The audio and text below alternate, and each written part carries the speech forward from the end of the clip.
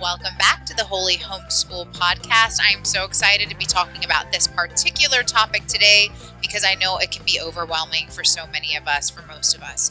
Where do you get started when it comes to homeschooling? There are so many options. There's so much to think about. And I'll be quite honest with you, this was where we stopped last year. A year ago, we were thinking about starting the homeschool process, but we backed out. And that's just because there was so much information and we just didn't feel prepared at the time to take it all on and to really put in the time and the effort to get it started that we needed to. So we held off. And then I just kind of put my foot on the ground and said, I'm going to do it. That's what I'm going to talk about today because I don't want it to feel overwhelming for you. I want you to know that you're not the only one that has ever thought, how am I going to do this? Let's just start off with the fact that you've made the decision now to homeschool your kids. You want to get them out of that full 8 to 9 hour school day, Monday through Friday, and you want to start somewhere. My first suggestion is to do some research online. Obviously, this is what I did, and I've kind of narrowed it down for you today, so I don't want you to feel like, oh, well, I could have done that myself. I've done some of the research. So the first place to start is deciding, okay, do I want to do Monday through Friday homeschool? Or do I want to choose what I did not even know existed, let me be honest, the university model. The university model is 2 days a week, full-time school. You go into a school, they've got a teacher, it's 7 to 8 hours a day.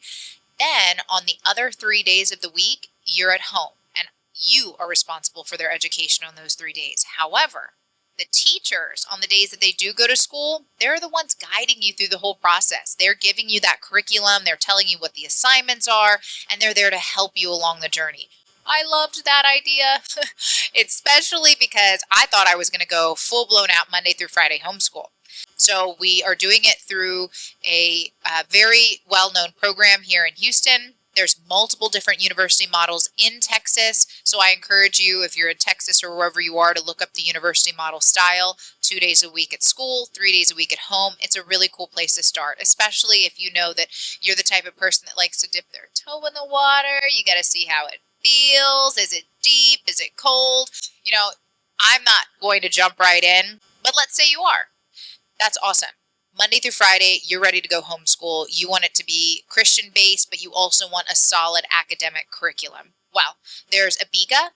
That is very well known. It's established, so you can look that up online. And if you're driving right now, I'm going to have these links up to Abiga's website and anything that I mention in this podcast on my YouTube channel. So Holy Homeschool YouTube channel. Then there is the Liberty University curriculum. Okay, so there's Abiga, Liberty University online also offers a Monday through Friday homeschool curriculum, and they're there to help you. They've got resources, they've got people you can talk to, support groups, all of that great stuff. So if you want the Christian-based, if you want to start homeschooling Monday through Friday, those are your two options there. If you're doing the university model like myself, there are also some great options, Second Baptist, Logos. You just have to look up what's in your area. So the other part of that is what is the style of curriculum that you're going to be doing with your kids. So you know, okay, I'm going to do Monday through Friday, or I'm going to go the university model route where it's only 3 days at home. Now you have to decide what type of education you want them to have. The one that we have chosen is that classical education model. So if you look this up, if you do some research, it's absolutely wonderful. It's a lot of reading, classical literature, there's logic and understanding. They're going to be doing a lot of writing as opposed to typing things in on the iPad. Now, I'm not opposed to a lot of iPad work, right? We want them to stay current with the times, but there's a lot of research and stuff to be said about the kids that are writing down what they're learning, making sure that they're understanding what they're reading. They will be doing in the classical education model. And as a mom that is going to incorporate our Christian faith into our education, that was number one for me. So you've already kind of limited it down. Make sure that you recognize that some of the homeschool options online that they're going to be showing you, that AI is going to be explaining to you, are very secular. You're not going to have the Bible. We're not going to be talking about Jesus. And you're going to be letting your kids lead their own education. That whole, well, let's just let my child decide how they feel about what they want to do. No. You definitely want to make sure that you're reading up and looking up what the program actually says and what the curriculum actually is, because believe it or not, there are a lot of homeschool parents that are going to let their kids decide how they're going to run their own education and what path they're going to choose. Now you're doing Monday through Friday or the university model. Now you know the style of curriculum you're going to do. You've researched that. You've got all of the forums. You've got your resources. Now you have to decide what type of space and learning environment you want for your kids. This is really fun, and this can be really fun if you make it that way.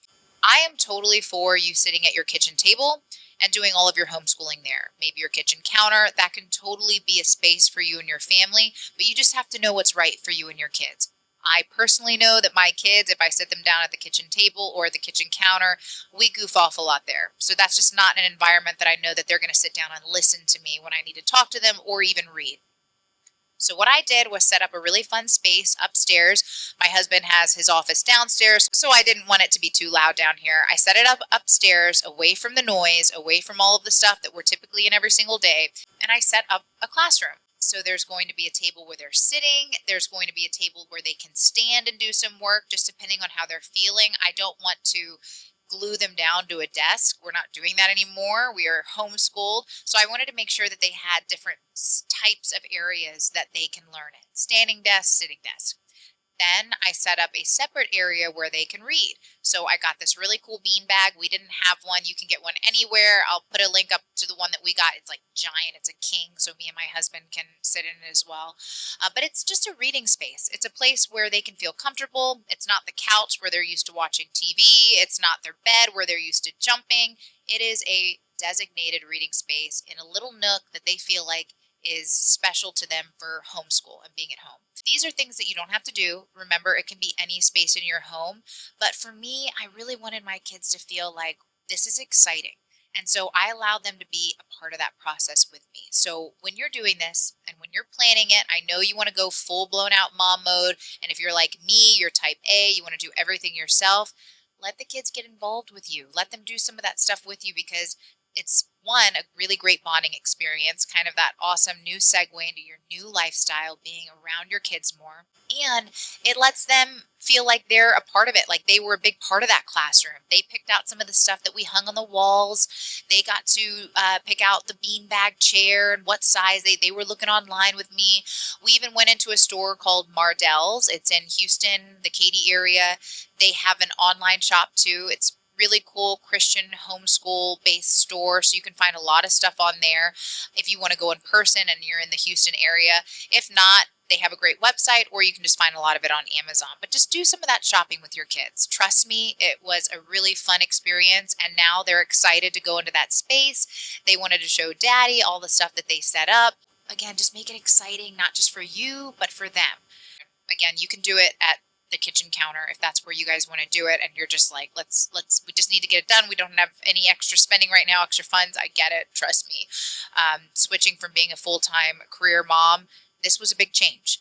So now you've got your Monday through Friday, or you've got 3 days a week homeschool. We went over the type of curriculum that you're going to choose for your kid. There's so much you can research online, so don't get too scared here. Then you set up your space. You make it feel exciting for you and the kids.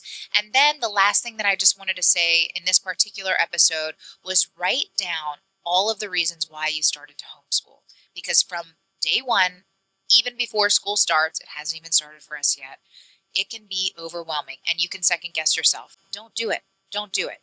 Have faith in the decision that you made. Know that you are not alone in the journey. There's so many other moms doing it with you, more moms than you would believe, and more moms than what the world, I think, wants you to believe are homeschooling. So just know you're not alone. I'm here with you. You're going to watch me probably make so many mistakes, but just write all the things down. It could be a journal, it could be your notes on your iPhone or your phone. It doesn't matter. Just write it down, because you're going to want to remember you wanted to spend more time with your kids. You want to remember the fact that you're going to get more physical activity with them outside. You're going to get to tailor not only their curriculum, but their physical education as well, what activities they're doing. You get to decide your schedule now. You know, and you have the comfort that they're learning about the Bible, that they're following Jesus, that they're not being influenced too much by the outside world. We're not sheltering them. Remember, we're not sheltering them. We're just controlling that environment to where you know what can happen in some of those schools, and we're protecting them in that sense. Write down all those reasons. And think outside of the box with those reasons. Because one of the things that I don't think a lot of people realize is that you get to not only have that flexibility with the classroom materials, but you also get to have that flexibility with their physical activity. My son plays soccer. I was a college athlete, and I know that that's important to me. Not that they go to college like I did to play sports, but more so that they are getting to enjoy what they do. I loved soccer. And so my kids right now, obviously they're kind of in the I love what mommy loves. So they're playing soccer as well. When we go outside already, I've got ladder drills, I've got cone drills, we're dribbling together, and I'm physically getting involved with them too. So if you're a mom that really struggles with getting to the gym, or you feel overwhelmed and how am I going to do all of it, I'm not going to lie, I've skipped some gym days already with what I've done outside with my son.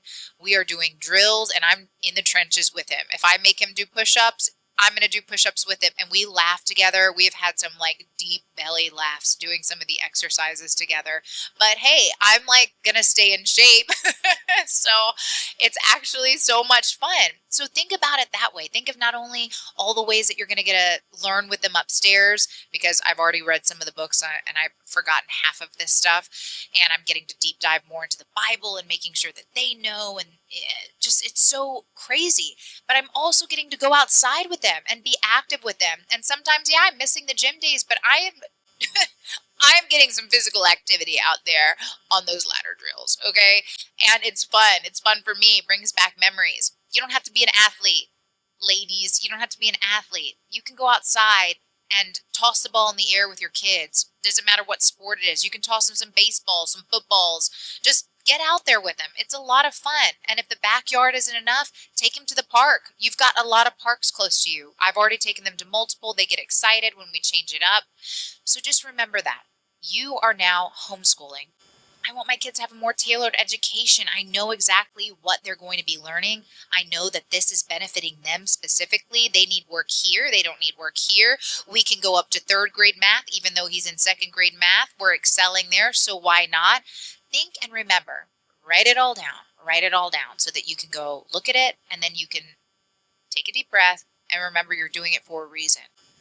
So I hope this chat today really just helped you with kind of envisioning, all right, so I'm going to get started by figuring out, am I going to go full blown out 5 days a week, or am I going to do what she's doing, that university model? That sounds cool. I didn't know about that. Find the curriculum. Is it classical education? Is it just your traditional education model? Whatever it is. And then start setting it up. Have fun. Don't just do it by yourself. Do it with the kids. Let them be a part of it. And then remember why you're doing all of it and have it there in your back pocket for you to look at. Next week, I am starting school. We haven't even started yet. I've just been preparing, okay? And I plan on telling you all about our first week and what it's been like. I would love everybody's support in this whole Holy Homeschool journey that I'm about to take you on. I've started a YouTube channel, Holy Homeschool. You can look it up really easily, like and subscribe, ask me any questions there. Again, that's where I'm going to be posting all of the links to anything that I bring up in my podcast. You can follow me on Spotify, listen in the car, or just join me on social media, Instagram, Holy Homeschool again, or TikTok. And that's just my name, Scarlett Horton. So you've got all these different outlets. I really hope that you guys enjoy this and that you found this helpful today. I'm really excited to recap week number 1 at school.